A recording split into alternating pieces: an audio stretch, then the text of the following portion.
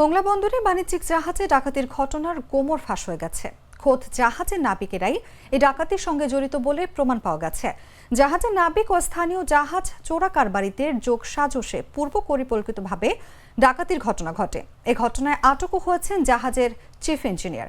খোঁজ নিয়ে জানা গেছে বাংলাদেশি প্রতিষ্ঠান PNN শিপিং লাইসেন্সের মালিকানাধীন MV সেজুতি জাহাজ ভারত থেকে পাথর বোঝাই করে গত বছরের 22শে জুন মোংলা বন্দরের এলাকায় নোঙর করে।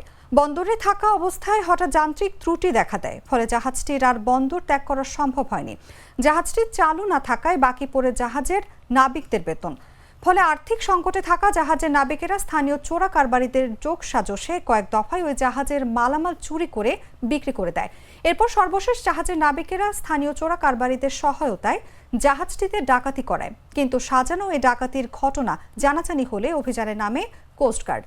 অভিযানে মঙ্গলবার তাদের কাছ থেকে উদ্ধার করা হয় জাহাজের ডাকাতি করা বিভিন্ন ধরনের মালামালও।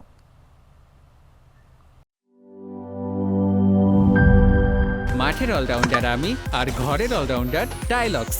টাইলক্স টয়লেট ক্লিনার, ক্লিন মানেই টাইলক্স।